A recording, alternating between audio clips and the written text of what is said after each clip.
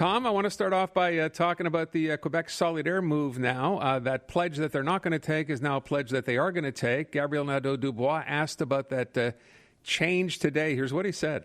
People have elected us not to push our political project in the hallways or on the sidewalk of the National Assembly, but inside the National Assembly. We need a bill to turn the page on that oath that, belongs in another era.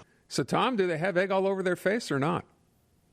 They definitely have egg all over their face and probably over their whole bodies, but they've obviously thought this one through.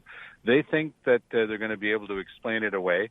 What's going to happen is that the Parti Québécois is going to try to come up with every quote that they can find where Gabriel Nadeau-Dubois said, I'm going to hold my breath until I turn blue, and I'm never, ever, ever going to do it. But as Jean Chrétien once poetically said, sometimes when you've painted yourself into a corner, well, you have to walk on the paint. So these guys are going to be walking on the paint. They're going to be saying, okay, that's it. We're simply going to go in and swear allegiance and fealty to King Charles III. And that's going to be the end of it. It's not going to be the end of it because, we, of course, like everything else in Quebec, we've got two separatist parties, not just one, and the Parti Québécois gets to mock them profusely. Now, what I am hearing through the grapevine is this. This is going to be quite interesting. The Liberals, of course, have said all along that they weren't very keen on giving the Parti Québécois party status. Now, it now appears, from what I am hearing, is that the Liberals will agree to give party status to Quebec Solidaire, and that's all part of this move by Quebec Solidaire to say, see, we're going to be able to do the real job.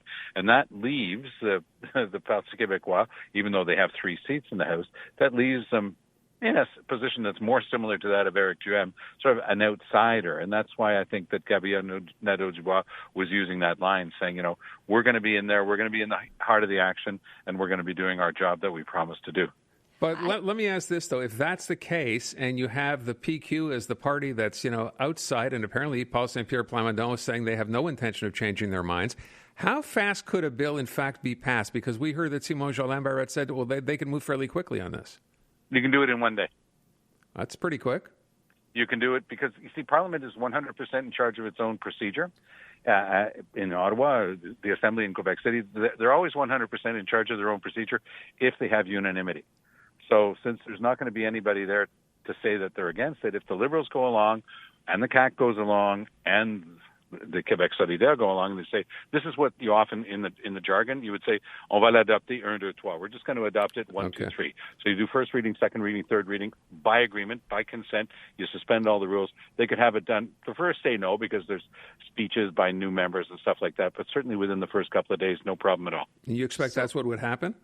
I think so. Okay. That was the signal I was picking up yesterday when Simon Jolin Barrette was talking about this.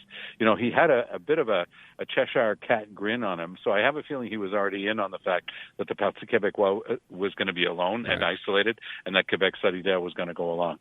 So why was this not the approach from the get-go? I mean, it seems an obvious approach. Take that approach, and you don't have egg on your face. They've been doing this funny dance back and forth. They never even talked about it. The last time around, all that they asked for was that they be given a chance to do it behind closed doors.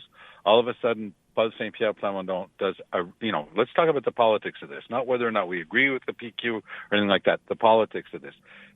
Paul Saint-Pierre Plamondon revealed himself during the last campaign to be a really good politician. He's got this stuff figured out. So he was saying, okay, we're never going to do this. And so all of a sudden, Gabriel Nadeau-Dubois, who spent the campaign trying to convince people that he was as much of a separatist as the other guy, he was having a hard time because he was playing catch-up all the time. So now he believes the shoe's on the other foot. He thinks he's outfoxed and outmaneuvered the Parti Québécois. We'll see how it plays out long-term, but I think that for people for whom this is the number one issue, sovereignty of Quebec, I think that they're going to start drifting back to Paul Saint-Pierre Plamondon, which will mean an even better split between the two separatist parties. And when you're not a separatist, well, that's maybe not a bad thing. Okay. It's amazing that this is all going on, as we've said so many times in the past, even when this came up as an issue, while so many other things are up in the air and need to be discussed. This is still generating conversation to it.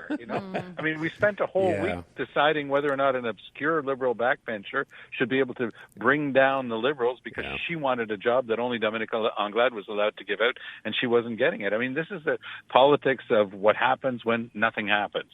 When you have a week when, the sitting hasn't started again in Quebec City, and they're looking for subjects, and and this type of thing will take on a life of its own, you could probably count 65 editorials and opinion pieces between now and Monday on this subject. You know, I brought up the issue earlier today. We asked it as a question about the federal government. I played that clip for you yesterday, Tom, where Justin Trudeau said, no, this idea of introducing notwithstanding clause to deal with a labor issue in Ontario is wrong.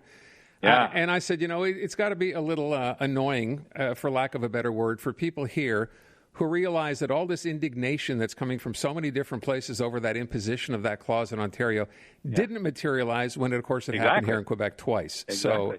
So the Premier, I guess the Prime Minister is suggesting this could, do you think, head to the Supreme Court, or is that just a threat? Of course, and who's he talking to?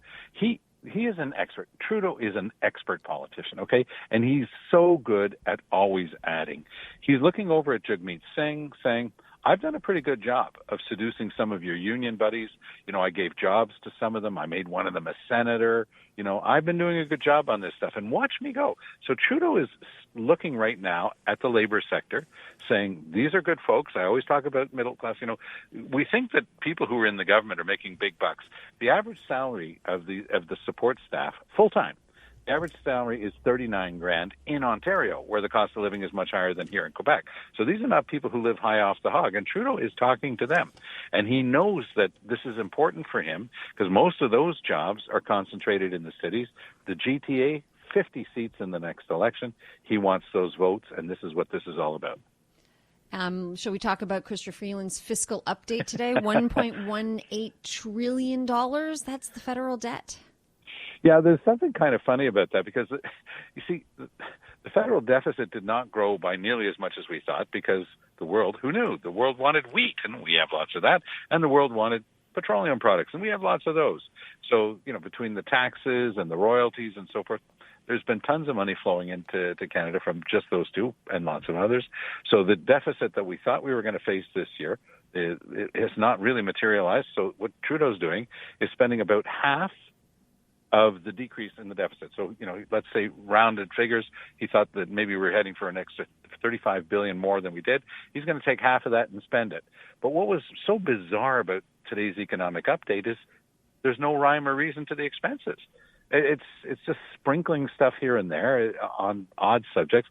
He didn't target anybody except students, and even that doesn't really play out very well, but he's saying that they won't have to pay interest on their student loans as they pay them back. But that's a bit obscure. But there was no targeting, for example, of seniors who were singularly hard-pressed during this inflation cycle that we're in now. He could have easily done like Legault, targeted them with a check, but there didn't seem to be any plan in Chrystia Freeland's plan. I think that's the upshot. Okay. I just don't want to spend too much time on this. We're going to play some of what she had to say back after the news. But, the idea, and the opposition was saying the same thing, and I think economists were as well, Tom, this idea of you better watch what you spend. This is not the time for government to be spending records amounts. That number today, it's $6.1 billion, is the lowest I can remember seeing in I don't know how many years. Yeah, and just watching what they were spending on. Look, Aaron, I don't know about you, but I spent a lot of time in government, and I can tell you that this is a very weak government in terms of management, administration. They were recently asked, how many people do you have who are working at the office? How many are working, by Skype and Zoom from home? And they had no idea. They can't even keep track of their employees, so they can't issue a passport anymore, something that no other government's ever had trouble doing. So you know what he announced today? We're going to be hiring a whole bunch more civil servants. But no, why don't you figure out how to manage the ones who are already getting paid to do this job that they're obviously not doing? But this is the Trudeau method. He's not great. He's great at a certain number of things. He's a wonderful politician, as I said, and he's on the international stage, for example. He does a great job. But when it comes to the nuts and bolts of managing the government, oh, boy. Don't get me started. I mean, in terms of hiring people, they do need to hire a bunch of people to help if we're having this influx of immigrants. We've had all these incredible problems at Service Canada. I mean, they need to hire people. They need to have a system that's actually functioning. But if you talk to anybody that kind of helps. If you talk to somebody who works in the field of immigration, okay, talk to an immigration consultant, talk to a lawyer in immigration. I work with these people for years, and I still talk to them now. It's a disaster. So you can keep throwing people at this thing, or you can start managing it. Right. The problem is there's no plan. Okay. Mr. Trudeau, I remember when I ran against him in 2015, that was the number one line they developed for him. I have a plan. I have a plan. I have a plan. There's no plan. for managing that. We have a backlog of 2.5 million cases in immigration. That's not going to get settled. Yeah, but Tom, whose job is that supposed to be? Because the Prime Minister is not the one looking at that going, we got to clean this thing up. I mean, people are put in place at levels to make sure these things work, and if they're not doing it, why aren't they turfed?